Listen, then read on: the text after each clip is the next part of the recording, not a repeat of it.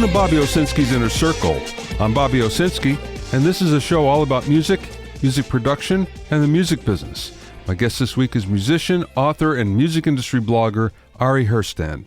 But first, vinyl had a very big week last week. How big? Well, it was second only to Record Store Day that happened in April. Last week, 544,000 copies of vinyl albums were sold. There was more in April, that was 827,000, but if you compare it to last year, it was up by quite a bit. Only 355,000 were sold. So, in fact, things are going very well on the vinyl side of the business. But you might ask the question, why did this happen? Well, it's all due to a very big sales promotion by Target and Walmart.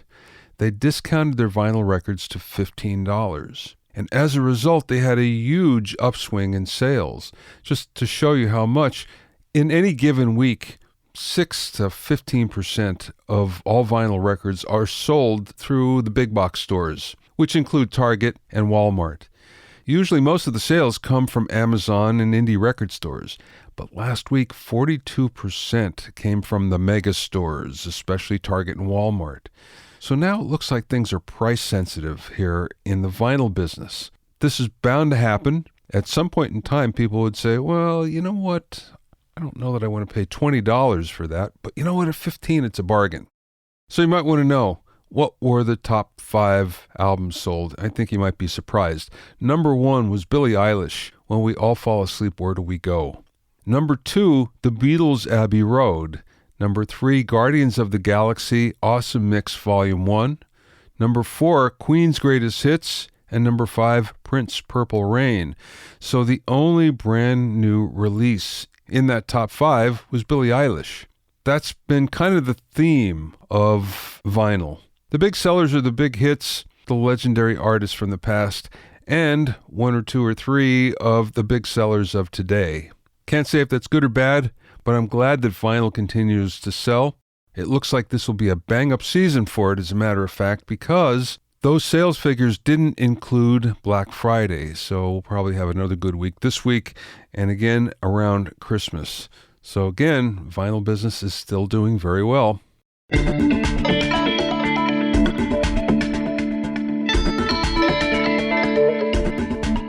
If you have any questions or comments, you can send them to questions@BobbyOInnerCircle.com.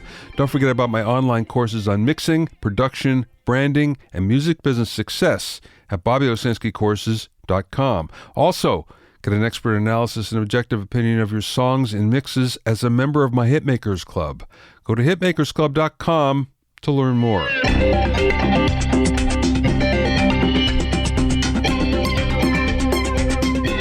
Now, another thing that happened just recently was that Dolby Labs and Warner Brothers struck a deal for Warner Brothers to supply releases in the Dolby Atmos immersive format. Now, Universal signed up with Dolby in May, so this is 2 out of the big 3 that have signed up for this. The big winner here is Amazon, because Amazon right now is the only streaming network that is streaming Dolby Atmos, and now they get a much bigger catalog out of it. If you're really into immersive audio, you can buy an Echo Studio, or you can go to Amazon Music HD, because other streaming music services just aren't interested so far. There hasn't been a lot of promotion on this, and I find it very interesting, and I mean on the Dolby Atmos format in general. Yes, you see it in the movies. Yes, you hear it in the movies, but nothing that has to do with music. This has been pretty quiet. And I think that there's a basic conundrum here, in that you can't really promote it unless you experience it. Once you experience it, everyone pretty much goes, wow, this is really fantastic. But you can't tell somebody about it and really get the point across. So it should be interesting to see how this goes forward. I think a lot of this depends on new products at CES coming up in January. If there are new products that lend themselves to immersive audio, I think that will go a long way into promoting the format. Otherwise, I'm not so sure what's actually going to happen. If this should fall by the wayside, I'd be very sad, because it really does sound tremendous. But on the other hand, not everybody will be able to listen to it, and it might be one of those things that's just too esoteric for most people. My guest today is Ari Herstand, who parlayed his experiences as an indie artist into a secondary career as a music industry blogger and author. Ari's music business blog, Ari's Take, has been a staple for helping musicians build a career without the help of a record label, and his book, How to Make It in the New Music Business, is a recommended textbook in many college music programs. Ari's also written for many of the top music trade magazines and websites, including Music Connection, American Songwriter, Digital Music News, Playback Magazine, CD Baby, TuneCore, Reverb Nation, Hypebot, and many others. He's also been a featured speaker at South by Southwest, BBC One's Amplify, ASCAP Music Expo, SF Music Tech, CD Baby's DIY Musician Conference, and Berklee College of Music.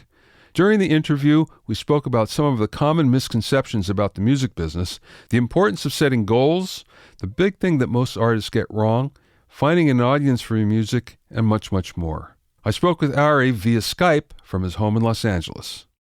I want to go back to the beginning with you, of you getting in the business. You started as a player before you started to write. Is that right? Yeah, absolutely. I started my music career in Minneapolis. I went to school there. I went to the University of Minnesota there as actually as a classical trumpet major and music education. I was going to be a high school band director someday.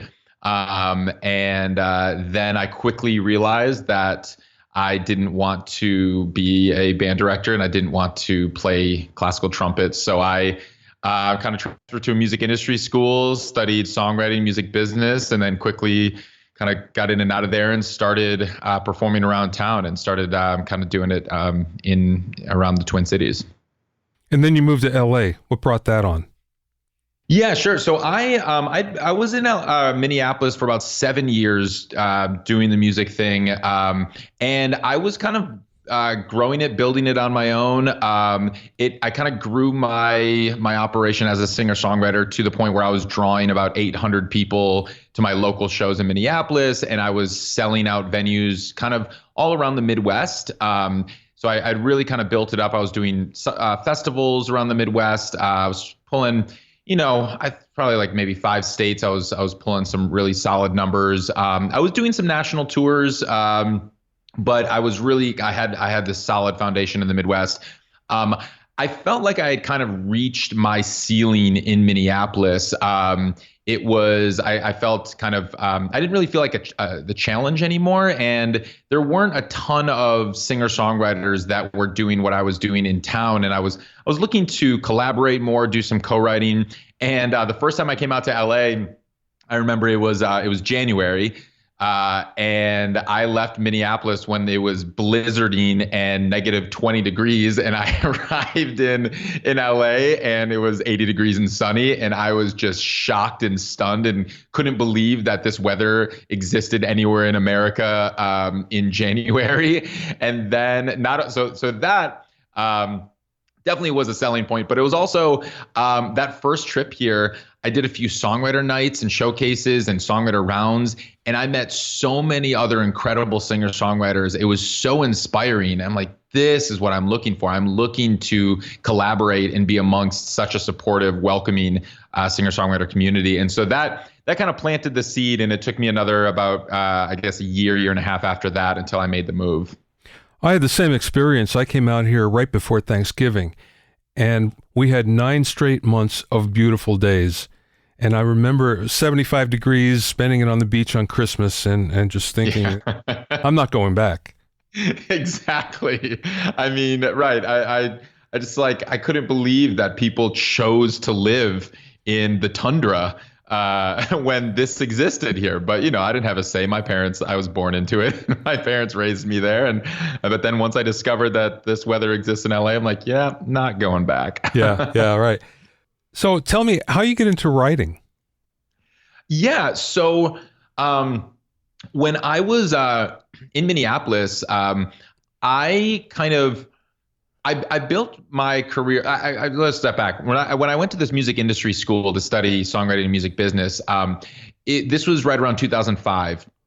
and I was taught all about the music business as it was. And, all the classes on music business was about how to negotiate record label contracts and publishing deals and, managers and all of that stuff. And so basically they taught me that to have a music career, I had to get signed to a label. I needed a manager, all of that stuff, the traditional industry personnel. So as soon as I finished school, I was basically I was waiting for this record deal and a manager, because they're like, well, you can't really have a real career in music unless you get signed to a record deal. So after a while, I'm like, well, I'm tired of waiting around. So I just want to play music and I want to start to build my career on my own, and I don't want to wait for people. So I started to just kind of build it on my own.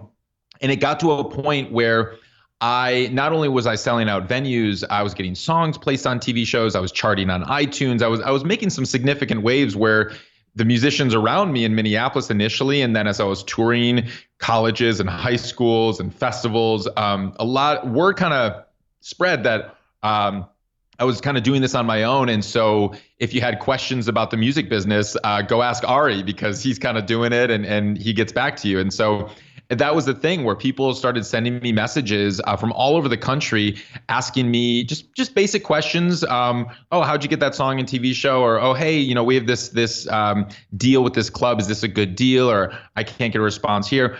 And I started to get the same questions over and over again from people. And as word spread, I started to get more and more questions. It got to a point where I just didn't have time to respond to everybody. But I really did want to share everything I was learning. And so my brother's a web developer, and we kind of just like my good friend's a graphic design artist. So it's like, you know what, let me just start a blog and put everything I'm learning and all the answers to all the questions that I'm getting up on the blog. So when someone asks me a question, I can just kind of point them there and to be like, hey, like, oh, I answered this over here. And so we did that. And inevitably more questions came in, and I would be like, oh, okay. And I would write more about those things. And then anytime I learned anything in my own career, I wanted to write about it, and I wanted to share something. It's like, oh, I just got screwed over by this club. Let me tell you what I learned. Don't do this. Or I just made these mistakes. Don't make the same mistakes that I just made. Here's what I learned from that. So it started as being very personal. And then the blog kind of spread, because at the time, it didn't seem like there were any working musicians that were kind of sharing the information in real time as they were learning it. And so I think, people just started passing along Ari's take and spreading it. And then publications started to get in touch with me and asked me if I would kind of contribute some articles. And so it kind of just grew from there. Yeah, that's kind of what happened to me too. I wrote for various magazines, a dozen first. Yeah. And then I wrote my first book because I was curious. I had holes in what I knew. And I figured, well, if I want to know something, I bet there's a lot of other people as well. All of my books have been based on that, me learning something that I didn't know before. So it's based on the knowledge of people that are a whole lot smarter than me. Totally. Yeah, no, and absolutely. Like similarly, as my writing grew and I was kind of, as I was starting to write for these other publications, what was the coolest thing about writing for like Digital Music News, for instance, was it gave me access to hit up anyone in the music industry and just sit down with them and ask them the questions that all these musicians have, but none of us really had access to talk to these people. So I, with my Ari@digitalmusicnews.com email, I was able to literally hit up anyone I wanted and sit down with them for a story and for an article. And I learned so much, and I really kind of took that responsibility. I felt like it was kind of my duty as this artist to just get the answers that all the musicians have, but we just really didn't have the access to it. So I became kind of obsessed with learning and talking to as many people as I could and getting as much information from other people. Because I'm like, yeah, I'm learning some things from my own career, but it's just my own perspective. And the things that I've learned, they can be helpful to some, but I want to know so much more. It's just kind of, going through my one perspective and just my own personal experiences. But then I started sourcing, literally hundreds of people I was talking to throughout the years, just kind of learning how they were doing it from every corner of the industry, from artists and managers to publicists and labels and booking agents and music supervisors and everyone. Okay, so what did you learn in talking to all those people that was different from the common perception? The most interesting thing I learned from talking to people and just from my own career and is that there isn't just one way to make a music career happen. When I was in school, that's what I was taught, and that's, I think, a common misconception just from people outside of the industry, especially, and parents and people who watch, American Idol and The Voice and whatnot, is that there's only really one way to kind of make a music career happen. In the old music business, it was, you got to get signed, you got to go on tour, you got to get, sell a gazillion records. But the more people I talked to, especially managers and artists, the more interesting stories I was learning from people actually making a music career happen in such innovative, creative ways. And that was so inspiring to me because I was making a music career happen in my own way for me that didn't follow the traditional path. But that was just my own way. And that's how kind of I figured out how to make it work. But I was learning about all these other artists who were making it work for them in their own ways, which was so exciting to me because I'm like, wow, you're doing it in a unique way, a way that's unique to you that I couldn't do because these are your strengths and these are not my strengths. And then I started seeing this over and over and over and over again from so many different musicians that were all succeeding with non-traditional style music careers, but having very successful careers in music as artists in just ways that were never really talked about. And honestly, a lot of these ways didn't really exist 5 or 10 years ago, utilizing various platforms online and services and all of that stuff. And so that was so exciting to me. And so that was honestly one of the things I was most excited to share in my book, was to pass along all these stories that just people weren't really talking about or telling. Now, one of the things that I always write in my social media book, especially social media promotion for musicians, is that I try to provide the approach where, look, your time is precious. You'd rather be making music than you would be doing a lot of this other stuff, as we all would. Here's the way to be the most efficient about it. So that's where I come from.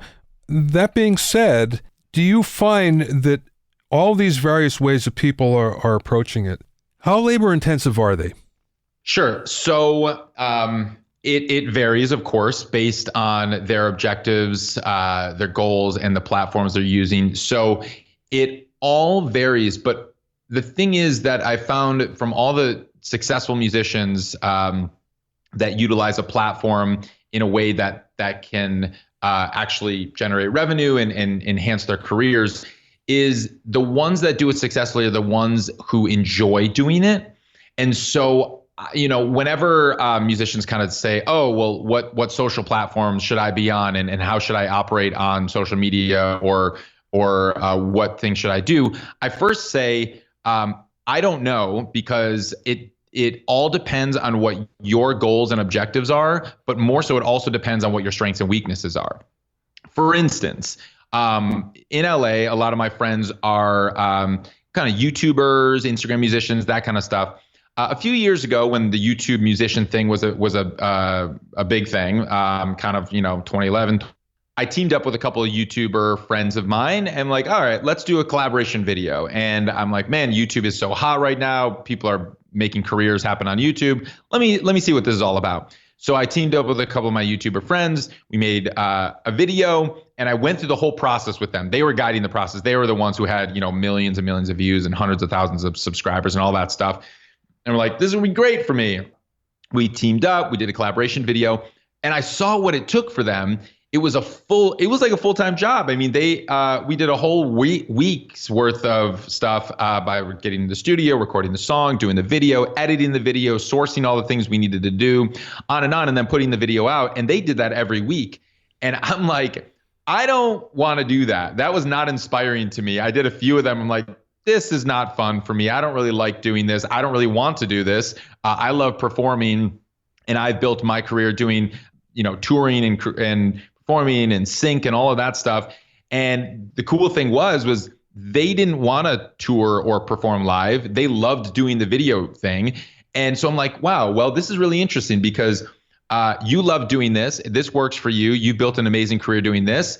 I love doing what I'm doing. I built a career doing what I'm doing. And we don't have to do either thing. They don't have to tour. They were making very good livings doing just the YouTube thing. And I don't have to do the YouTube thing. And so that was what was really cool, is like, yeah, that was super labor intensive if you want to do that. And so I always tell musicians, when like, oh, people say I got to do YouTube or I got to be on Instagram. I'm like, well, not necessarily. Like if you first off, you have to understand who your target demographic is. If you're only targeting people who are 65 plus, you don't really need to be on Instagram or Snapchat. But yeah, you probably want to understand your strengths and your weaknesses. If you're not good at social media, if you're just like, if you really hate doing, for instance, like Instagram, little 60-second Instagram videos in front of the camera or something like that, then that's not where you should be focusing your efforts. Because if you hate doing it, it's not going to be sustainable. You don't want to keep doing it. And you don't have to do it. That's the thing. That's the beautiful thing that I've learned from talking to so many artists out there is there are 100 different ways to make a music career happen right now. And you kind of have to just focus on what kind of career you want to have, and what your strengths and weaknesses are and what your goals and objectives are. And then when you lay all these out, then you can structure a career in a way that really makes sense to you. Now, that being said, there's always a group of artists that don't want to go through any of that. Some of it is they don't have the capacity to do so. And the other part is, like you say, they're just not interested. So then it comes down to, you need some management. You need some infrastructure that's going to take care of that. So we're back to the same thing that we've always been. We need some sort of management infrastructure in order to take care of a lot of those things that the artist doesn't want to. So finding the manager that's interested in, again, back to the beginning, so to speak. Well, yes and no. I totally support the notion and that not every artist is completely capable at managing their entire business themselves. That's actually probably a very small part of the artist community that is able to handle it all on their own. On one hand, sure, I didn't have the traditional industry structure. I didn't have a manager or a label or a booking agent for a lot of it. And similarly, a lot of the artists I talk to don't have the traditional industry structure, but I teamed up with, just like a lot of other artists, team up with people who want to help, and you utilize their strengths and you find people that can make up for your weaknesses. So for instance, like I'm not a great graphic design artist, and I'm not a good video editor, but I need graphic design done and I need video done. So did I do all that by myself? I mean, I did some of it. I know how to edit video, but I'm not great at it. So I outsourced, and I found supporters who were like, oh, you're really good at graphic design. So can you kind of help design these things? And wow, you're a great video editor, and you barter for things, or they help you out, or supporters. I had a street team of people helping me put up flyers and posters back in the day around Minneapolis that, I didn't do that all by myself. There was people that were more connected than me, or kind of worked on the college committees bringing music. And so they're like, hey, I can help you get some shows at schools. I'm like, great, that sounds good. And so it's kind of like friends helping friends. And yes, a lot of managers kind of start off as their friends and helping them out and everything like that. But I never really had that traditional kind of manager thing. And to your point of some artists just don't want to do that kind of stuff. I get it. And that's okay. I think it's important for every artist to understand what needs to get done, and then finding people that can help them achieve their goals. And so I always tell people, the most important thing that you can do from the beginning is lay out your goals. And then you can reverse engineer those goals and understand how you can achieve those goals. Because the thing is that, I think too many artists are like, I just need a manager.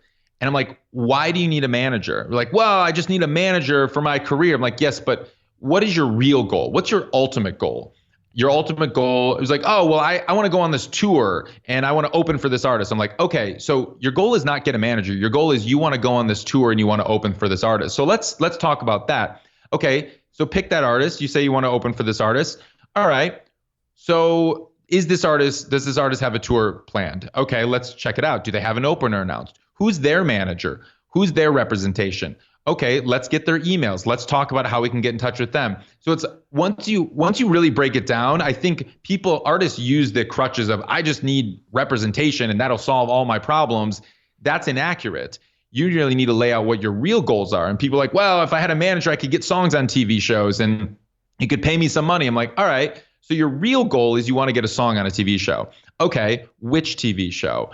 And now, who's the music supervisor for that show? How do we get in touch with them? And then you learn about what kind of files do they want to have? What kind of email pitches do they want?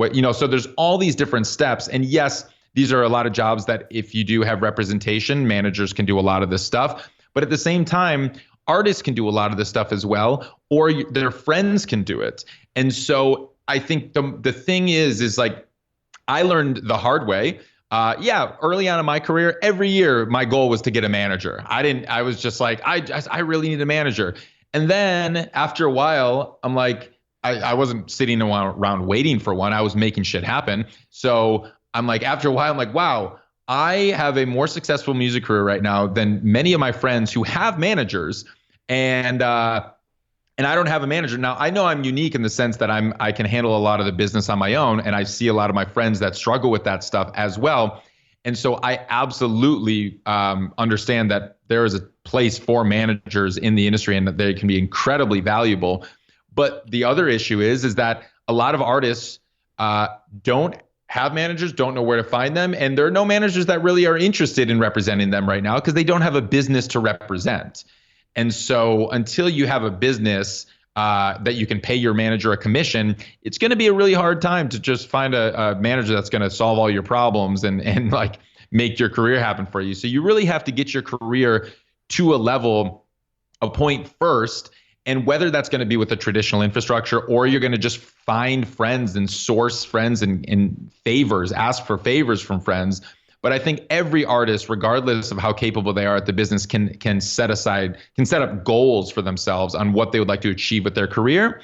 And then they can source some help on achieving those goals. Ari, what's the one big thing that most artists get wrong?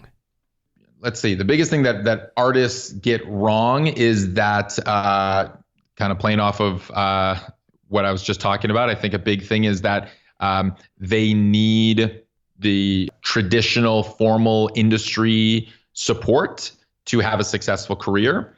I have seen this disproven over and over again, hundreds of times over. So I would say that's probably the biggest thing is that you don't need traditional industry support to have a successful music career. And the other thing is that a lot of musicians, I would say maybe they get wrong or one of the biggest mistakes that a lot of young artists make is kind of on the complete opposite end of what we were talking about, is that the artists that are actually very good at their business, they work on the business before their music is ready.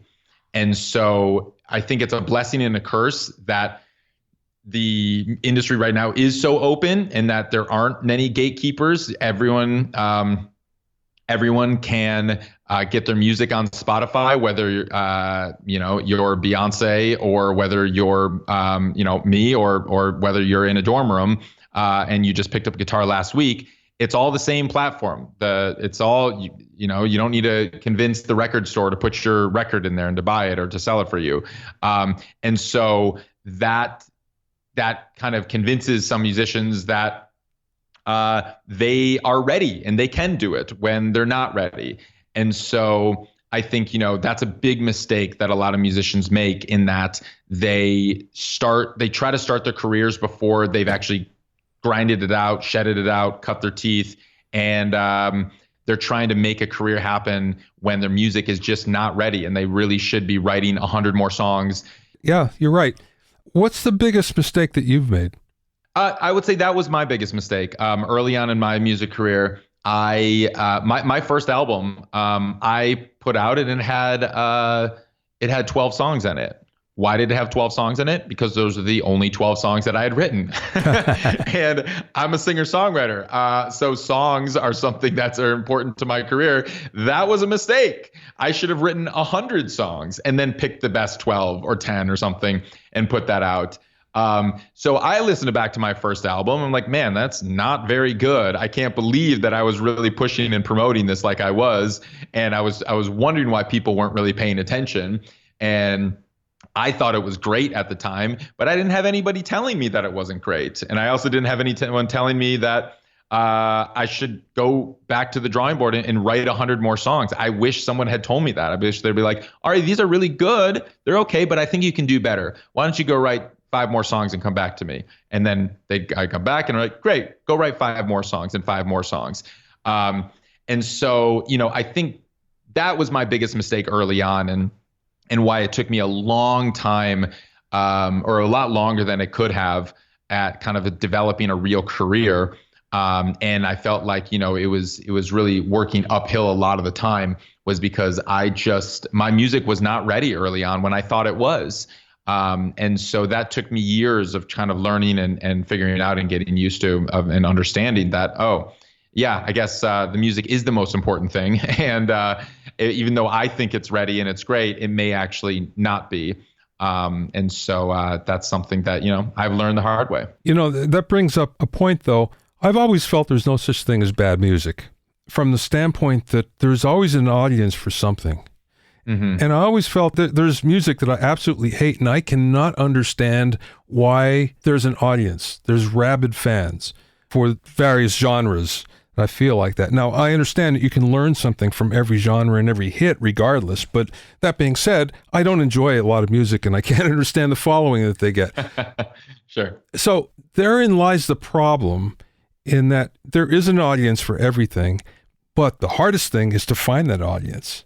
So what would you recommend?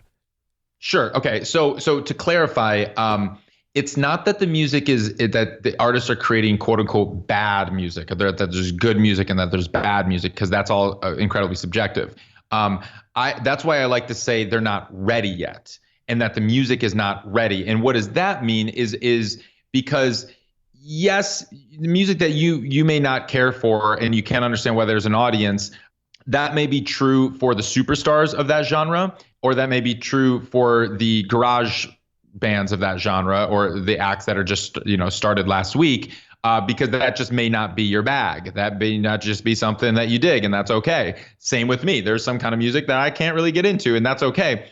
But for the fans that do get into that kind of music, so for instance, with my music early on, doing the singer-songwriter thing, I was doing kind of the acoustic pop thing. I knew exactly who my audience was. I knew the similar artists that were in my genre and my field, and I'm like, okay, it's fans of those artists. Now, if fans of those artists who are all in my genre, if they're not getting into my music, now that's an issue.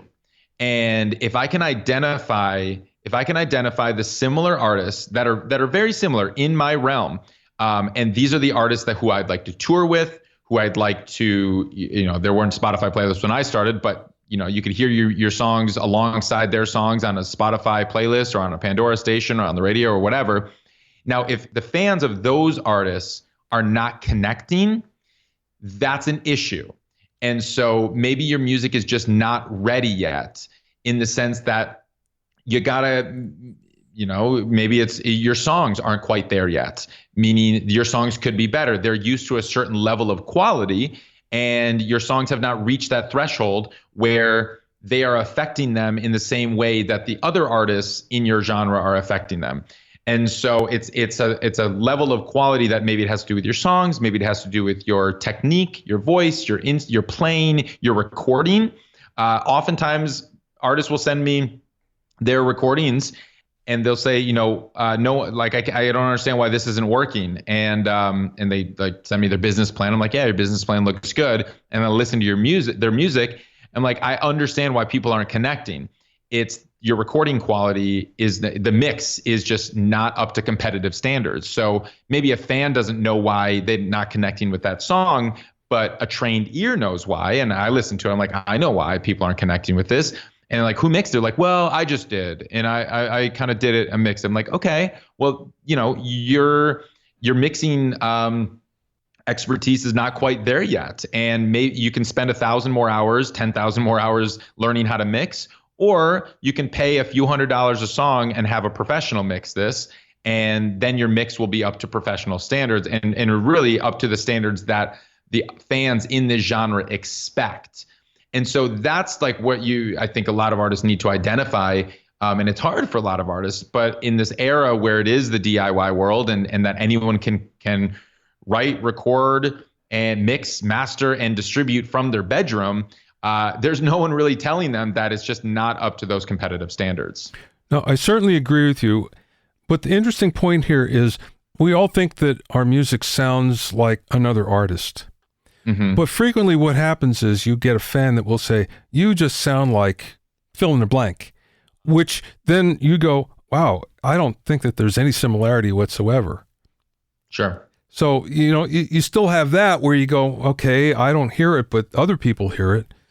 Sure. No, absolutely. And that's happened to me throughout the course of my career. And it's awesome and flattering and very cool. And I then become a fan of another artist I'd never heard of.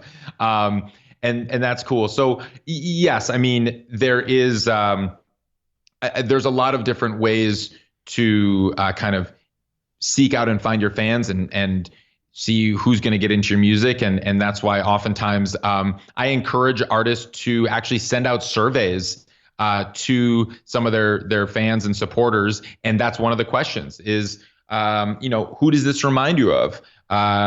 What other artists do you think this reminds you of, or this sounds like, or do you enjoy if you like this music, in terms of learning who to target and then how to find your audience? Tell me about your book. Sure. So the book, How to Make It in the New Music Business, it is the second edition is actually coming out November 5th. We have the pre-order available right now, but it's the book came out, the first edition came out December 2016. And the reason that I wrote the book was after writing hundreds of articles for Ari's Take and for all these other publications, I had musicians come to me and they were saying, I have read all of your articles and I really enjoy it, but I'm looking for something to piece the dots together, to kind of connect the dots and to give me guidance step by step. And they would ask me for book recommendations. And I've read a few of the books out there. I'd like to say, a lot of them, but it's I hadn't read a book that was super comprehensive, touching every aspect of what was happening in the new music business in a way that were telling these stories that I was hearing about, and that also gave very practical step-by-step tips. And that was really kind of covering all the aspects of the industry that I was seeing happen that could be very helpful. And so I kind of felt I needed to write this book that was connecting the dots, and that was kind of a continuation of the philosophies that I had been kind of developing, writing Ari's Take, and also kind of telling those stories. So the book came out just about 3 years ago. It has been very kindly adopted by many music business schools and programs around the world. And so they're starting to teach the book in a lot of schools, which is awesome. And and I, it's been really cool to kind of hear from musicians and managers and people in the industry just saying kind of how it has really been helping them. I get kind of Instagram DMs every day from people like holding the book or just saying kind of how the book has really affected them and helped them out. And so, I'm going to kind of keep updating the book every 3 years or so as the industry changes. And so that's, second edition is out. Very cool. Congratulations. Thank you very much. Yeah. Where do you think the business is going? What changes do you see on the horizon? Great question, Bob. You are, it is, what I've seen happen and what I'm seeing starting to happen more and more, and what I think is going to continue to happen, is the industry is becoming more and more fragmented. You can find, and like you said earlier, kind of there's music for everyone, and and that there might be an audience for everyone, for all the different kinds of music. I start to see this happening where there are artists that are building up that are building up sizable enough audiences that can support their music for life, that don't need to be they don't need to be superstars to have careers. So I've started to see this expansion of middle class musicians, this expansion of artists who are having very good careers with kind of a select number of fans. You know, they have that 1,000 true fans notion out there, but some variation of that of every scale. And we're starting to see that on every level. And so the fragmentation of music, I think, is happening more and more. Whereas before, it was kind of everyone was listening to the same music. You know, you had the 60s, 70s, 80s, 90s. Everyone kind of knew the same music. We all knew the superstars, and whatever genre it was cut and dry based on the genre, and people kind of stuck out, and we all listened to the same music. Now it's so fragmented based on, like, you know, Spotify Discover Weekly is feeding, it's unique to every single user. And so your Discover Weekly is going to be different from mine based on what each of us have been listening to the previous week. And so we're discovering all of this new music and connecting with artists in ways that really, before it was like, you only had a select number of radio stations you could listen to discover music, or, you know, go to the clubs or read the magazines or something like that. But those were the gatekeepers. And now we see this fragmentation, and what's super cool and what is actually super inspiring and exciting for me is when you start to see these independent artists who start off with a very niche audience because they're a niche band, and then they actually grow to extreme heights, and they reach these levels that traditionally were held for major label artists and superstar artists. Like, for instance, there's this band Wolfpack. They're a funk band, initially out of Michigan. Now they in LA, and they're spread around the country a bit. They just sold out Madison Square Garden a couple weeks ago. And they don't have a manager. They don't have a record label. They literally do everything kind of all on their own. They have a booking agent, but no manager, no record label. And they built up their audience on the internet, online, primarily Facebook, Spotify, you know, YouTube, and they sold out Madison Square Garden, and that is unheard of for a band without a manager and without a major label, and they're not on the radio or anything like that. And so we're starting to see that happen more and more. And so I really see that is going to start to happen more and more as we move forward. You know, I'm so glad to hear you say that, Ari, because the notion that there's no longer a musical middle class is prevalent these days, where there's a lot of weeping and gnashing of teeth saying, oh, you know, you're either at one end of the spectrum or the other end, and you can't make a living in the middle. Mm-hmm. But that's not the case at all. True. Absolutely. And I think that's a big misconception with the general population.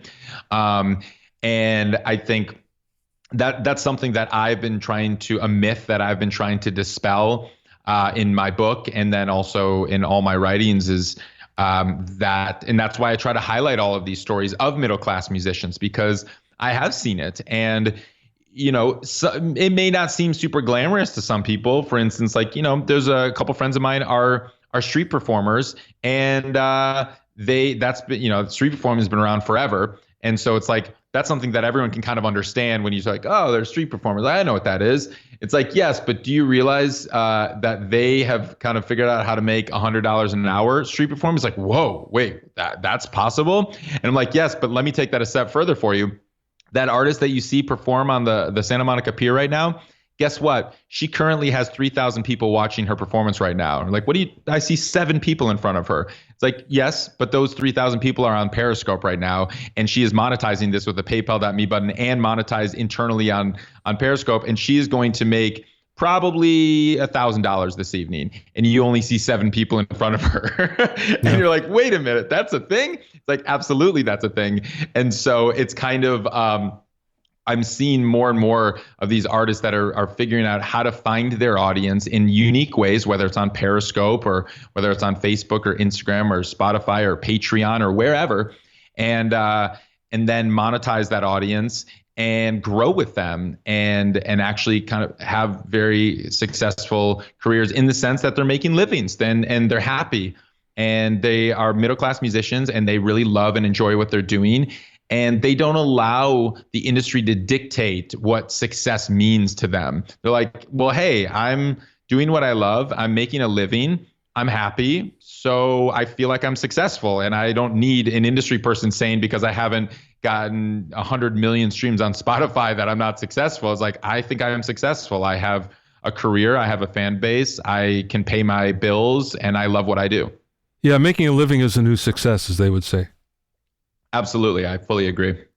You know, one of the concepts that I try to get, or perceptions I should say, that I try to get people over is the notion of scale, where a lot of people still think that 1 million is a lot. And of course it was in the days of physical product where you could really make some dough, but sure. Now it's different. Now you're not even in the game until you hit 50 million.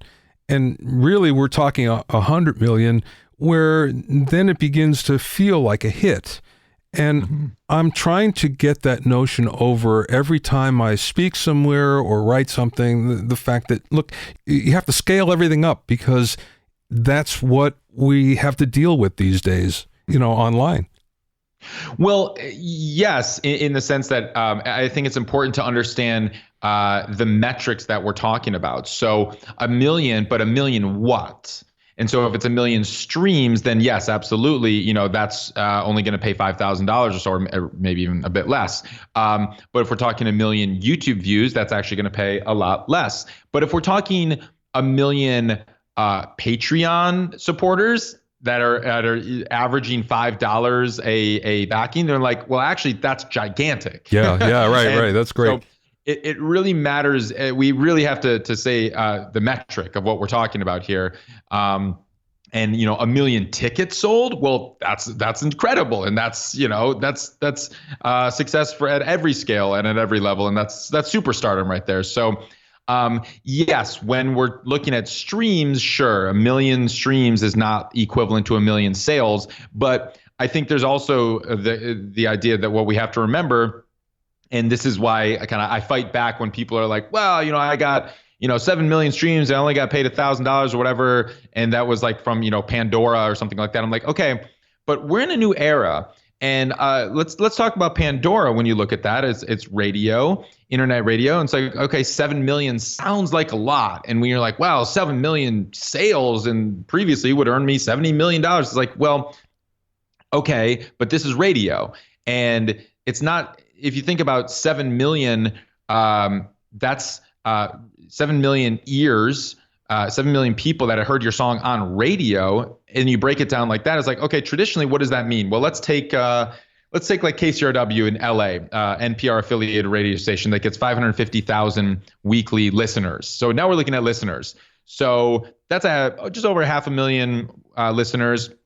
That means your song got played on KCRW 14 times over the course of 4 months. Like, oh, well, if you break it down like that, that's actually doesn't sound like that much. 14 total spins in like 4 months. And you're like, well, that doesn't mean. So he's like, you really think you deserve $70 million because your song got played 14 times on a radio station over the course of 4 months? And people are like, oh, no, of course not. It's like, well, that's how you have to think about what this really means when you're looking at streaming numbers, and especially on like radio, when they're like, oh, Pandora, it's like, 7 million streams, I should be getting paid so much more. It's like, yeah, but it's radio. And it's just like no one expected to get paid 7 million or even $70 million on when their song got played on the radio a couple times here and there. So it's really, really understanding the metrics and what each number actually means. Last question, Ari. Thank you for your time. What's the best piece of business advice that maybe someone imparted to you or you learned along the way? I would say the number one thing, business advice, is to, I touched on this a little bit earlier, but to set goals. I think early on, I learned this the hard way. is that I kind of I didn't really know, I didn't identify what my goals were, or what that even meant. I just want to have a successful music career, and I didn't identify actually what that meant. And so I tried a bunch of different things. They didn't work immediately, so I considered that not to be a path forward for me. When in reality, it was, I just didn't give it a fair shake. I didn't really know how to move forward effectively. And so once I learned, and someone kind of helped me with this, and it's like, well, let's set up some goals here. Like, what are your real goals? And then once we set up real goals, that's when I realized, like, this is a goal of mine. I'm going to reach that goal. And I would fail 30 different things I tried in reaching that goal, but the 31st thing I tried actually was the one that worked. And so then I was able to reach my goal on that. And sometimes it takes a lot of failure. It takes a lot of trial and error to realize what works. And so I think, the most important piece of advice that I've learned, that now I try to share and pass along to other people, is set concrete goals, and then it's going to give you direction in how you want to structure and focus your career. You can find out more about Ari at ariherstand.com, ariherstand.com, and you can read his informative music business posts on aristake.com. That's Ari's Take, ARISTAKE, all one word, .com. Thanks for listening and being in my inner circle. Remember, if you have any questions or comments, you can send them to questions@BobbyOInnerCircle.com. To listen to the episodes of Bobby Owsinski's Inner Circle, go to BobbyOwsinski.com and select the podcast tab, or go to BobbyOInnerCircle.com, or you can find it on iTunes, Stitcher, Mixcloud, Google Play, Google Podcasts, Spotify, Deezer, TuneIn Radio, Radio Public, and Podbean. At BobbyOwsinski.com and BobbyOInnerCircle.com, you'll also find a sign-up form for my newsletter and for alerts for new podcasts. This is Bobby Owsinski. I will see you next time.